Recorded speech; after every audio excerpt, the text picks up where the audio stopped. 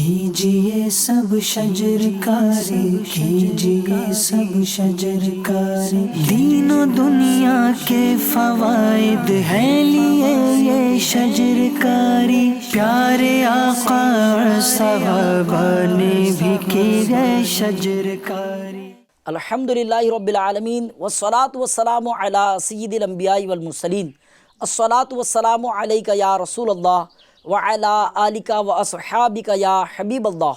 अस्सलातु वस्सलामु अलैका या नबीयल्लाह व अला आलिका व अस्हाबिका या नूर अल्लाह। एफजेन चैनल के नाजरीन, क्या आप जानते हैं कि पूरी दुनिया में लोग सैलाब, ज़लज़ले और इस तरह के नेचुरल डिज़ास्टर की बजाय आज जो इंतकाल कर जाने का डेथ रेशो है वो रेशो है हीट वेव का, यानी लू लग जाने की वजह से। जी हाँ, दुनिया भर के स्टैट्स जमा करने वाले डिपार्टमेंट ने इसको वेरीफाई किया है कि एक बहुत बड़ी तादाद पिछले कई सालों में उन लोगों की है जो ठीक ठाक गर्मी लग जाने की वजह से या हीट को बर्दाश्त ना करने की वजह से इस दुनिया को छोड़कर चले गए। क्या रीज़न क्लाइमेट चेंज ही है या कुछ और? जी हाँ, अगर आप दूसरे न्यूज़ आर्टिकल्स देखेंगे तो अलग अलग न्यूज़ आर्टिकल में आपको अलग अलग बातें पता चलेगी। एनडीटीवी का डेटा 2025 के फरवरी को नोट करता है कि 2025 का फरवरी जो है पिछले 125 सालों का सबसे गर्म महीना माना जाता है। इसी के साथ साथ इसके बाद होने वाली जो हैवी रेनफॉल है, जो कि हिंदुस्तान के कई शहरों में ही, इसका रीज़न भी जो है वो क्लाइमेट चेंज को ही बताया जाता है। इसके अलावा अलग अलग आर्टिकल में भी इस एक्सट्रीम वेदर इवेंट के पीछे बताया जाता है क्लाइमेट चेंज। क्या यही क्लाइमेट चेंज एक बहुत बड़ा मौजू है? इसके बाद अगर बात करें कि बिफोर आने वाला मॉनसून, यानी अप्रैल मई में होने वाली बारिश, ये भी इस एक्सट्रीम वेदर का हिस्सा रहा है। एक रिपोर्ट के मुताबिक 2025 में जो मॉनसून जल्दी आया, इसकी वजह से भी जो है वो गर्मी बढ़ी और जून में होने वाली बारिश डिले से डिले होती चली गई और एक मंथ एवरेज के हिसाब से होने वाली बारिश जो लेट हुई, उसका रीज़न भी यही रहा, हमारा क्लाइमेट चेंज का इफ़ेक्ट। अब सवाल ये उठता है कि क्या है क्लाइमेट चेंज, क्या है वेदर और क्या है इस सब के पीछे की कंट्रोवर्सी। चलिए समझते हैं सबसे पहले कि क्लाइमेट और वेदर चेंज में चेंज किस बात का है। तो नाजरीन, इस बात को समझें कि लॉन्ग टर्म जो चेंज होता है अर्थ के अंदर, यानी इसमें चाहे इसके टेम्परेचर में कोई चेंजेस हो या इसके एटमॉस्फेरिक प्रेशर में कोई चेंजेस हो, तो ये तमाम चेंजेस जो लॉन्ग टर्म हो, यानी 30, 40, 50, 100 सालों के जो चेंजेस कहलाते हैं, इसे हम क्लाइमेट चेंज कहते हैं। और जो डेली या 2 या 3 दिन में तो जो है वो फ्रिक्वेंटली तब्दील होता रहे, ये कहलाता है वेदर चेंज। जैसे कि कल अगर मौसम गर्म था और आज बारिश हो जाती है तो ये वेदर चेंज होगा, क्लाइमेट चेंज नहीं होगा। लेकिन पिछले 30 सालों में या 50 सालों में जो ज़मीन का टेम्परेचर था, उस टेम्परेचर से अब के टेम्परेचर को कंपेयर किया जाए और इसमें एक बड़ा तब्दीली आती है, एक बड़ा गैप आता है, तो ये गैप कहलाता है क्लाइमेट चेंज। इसमें वेदर इम्पैक्ट ज़रूर होता है, लेकिन ये दोनों एक जैसे नहीं है। जाहिर है ये जो तमाम चीज़ें बताई, ये तमाम चीज़ों में क्लाइमेट चेंज एक मुद्दा ज़रूर है, लेकिन एक वो वेदर इवेंट जिसके बारे में दुनिया भर में बात की जाती है, जिसे एल नीनो कहते हैं। क्या है एल नीनो, क्या है इसका कॉन्सेप्ट, आइए इसको समझने की कोशिश करते हैं। जाहिर है हम जानते हैं कि पूरी दुनिया में 7 बर्रे आज़म और 7 बहरे आज़म यानी ओशंस हैं। ओशंस यानी वो 7 बड़े समंदर। इन 7 बड़े समंदरों में एक बड़ा समंदर है पैसिफिक ओशन यानी बहरुल काहिल, जो कि जाहिर है ऑस्ट्रेलिया और साउथ अमेरिका के दरमियान में है।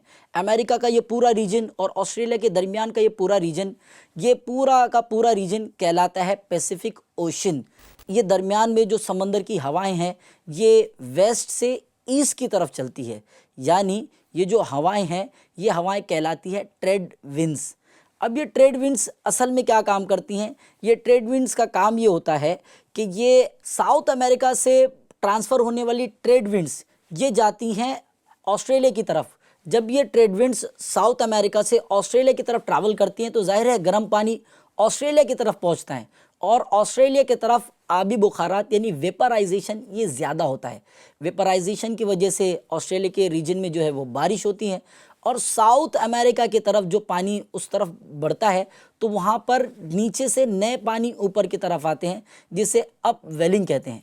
अपवेलिंग ये भी एक बहुत नेचुरल और बहुत फ़ायदेमंद इवेंट है, क्योंकि इसमें होता यह है कि समंदर के नीचे का पानी जिसमें ज़्यादा मिनरल्स और ज़्यादा फ़वायद हैं, ये तमाम पानी ऊपर की तरफ आता है और यूँ ये पूरा जो साइकिल है अच्छे अंदाज में काम करता है।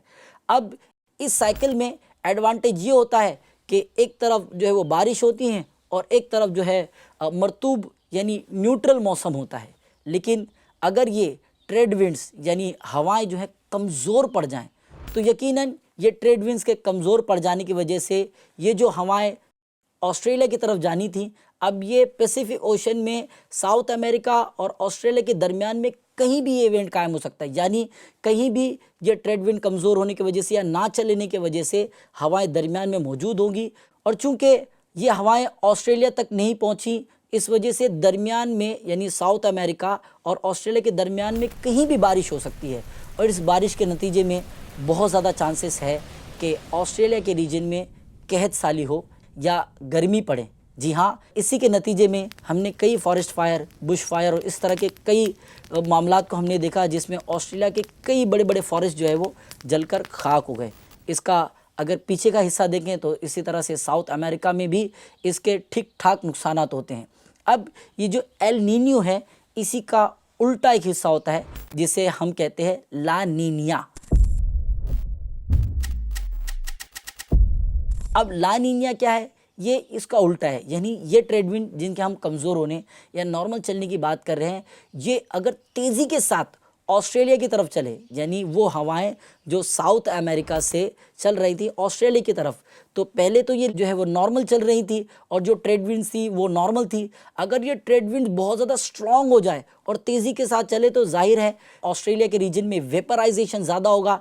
वेपराइजेशन ज़्यादा होने की वजह से यहाँ पर बारिश ज़्यादा होगी, यानी यहाँ पर सैलाब आ सकता है, फ्लड हो सकता है। और इसके बरक्स देखा जाए तो ऑस्ट्रेलिया में आने वाला फ्लड यकीनन एक सैलाब की सूरत, एक डिज़ास्टर की सूरत हासिल कर लेगा और साउथ अमेरिका में इसके नुकसानात और ज़्यादा होंगे, यानी यहाँ पे सूखा पड़ेगा और दीगर तरीके के नुकसानात हो सकते हैं। लेकिन ला नीनिया का अफ्रीका और दीगर रीजन पे इसका बड़ा उल्टा असर पड़ता है, यानी यहाँ पर बारिश का ज़्यादा होना, यहाँ पर जो है वो मौसम का तेज़ी से ठंडा होना, थंडर स्टॉर्म्स का आना, इसी तरह से साइक्लोन्स का आना और नंबर ऑफ नेचुरल डिज़ास्टर्स यहाँ पर हो सकते हैं। आखिर ये तमाम इवेंट ऐसा नहीं है कि हर 2-3 साल में होते हैं, बल्कि इनका ड्यूरेशन 4, 5 और 7 साल का भी है। लेकिन ला नीनिया का ये इवेंट होता तकरीबन 4 साल तक का है, तो इसकी वजह से भी दुनिया भर के कई कंट्रीज़ में अलग अलग तरीके के नुकसान होते हैं। जैसे दुबई में होने वाला ये फ्लड और हैवी रेनफॉल, ये इसी चीज़ की निशानदेही करता है। इसी के साथ साथ वर्ल्ड वाइड 18 से ज़्यादा डिज़ास्टर में इसी ला नीनिया का हिस्सा था। आखिर ये इवेंट होता है तो इसके नुकसानात बड़े होते हैं और इसके नतीजे में कई एक तरह की जो है वो हीट वेव्स भी रन की जाती है। आइए मैं आपको बताता हूँ कि इसका हमारे एशियन रीजन यानी हमारे बर्रे आज़म एशिया पर क्या असर पड़ता है, क्योंकि हमारा प्यारा मुल्क हिंदुस्तान सदर्न एशिया से बिलोंग करता है। तो सदर्न एशिया में आने वाली तमाम कंट्रीज़ पे हीट वेव का इफ़ेक्ट देखने को मिलता है। जी हाँ, अगर पिछले कई सालों से अगर इस हीट वेव की वजह से बढ़ने वाले टेम्परेचर की बात की जाए तो ये अनबियरेबल था। अनबियरेबल का मतलब होता है कि बर्दाश्त के बाहर होना। जी हाँ, मुंबई में 44 डिग्री सेल्सियस, नागपुर में 49 डिग्री सेल्सियस, झांसी, पंजाब, गुजरात में 47 डिग्री सेल्सियस और इससे प्लस, इसी तरह से राजस्थान चुरू और राजस्थान के दिगर शहरों में ये टेम्परेचर 49 से 52 डिग्री सेल्सियस तक पहुंचा। जी हाँ, हमारे प्यारे मुल्क की राजधानी दिल्ली एनसीआर में भी ये टेम्परेचर 52 डिग्री सेल्सियस तक पहुंचा। और हाँ, एक प्रिडिक्शन ये भी था कि ये टेम्परेचर 56 डिग्री सेल्सियस तक पहुंच सकता है। आखिर क्या वजह है कि ये इस तरह के हालात रुकने का नाम ही नहीं लेते? क्या हम इसमें भी ज़िम्मेदार हैं? जी हाँ, हो सकता है कि इसमें मैं और आप तमाम भी ज़िम्मेदार हों। इसकी मज़ीद मालूमात के लिए और इस हीट वेव के काउंट के लिए इंशाअल्लाह करीम हम आपको मिलेंगे हमारे नेक्स्ट एपिसोड में, जिसमें हम बात करेंगे हीट वेव पर। ये पूरी सीरीज़ जिसका मकसद है कि आपको हीट वेव और नेचुरल क्लाइमेटिक इश्यूज़ के बारे में इंफॉर्मेशन देना और आपसे प्लांटेशन की अहमियत पर बात करना। तो मिलते हैं नेक्स्ट एपिसोड में। टॉपिक होगा हीट वेव इफ़ेक्ट।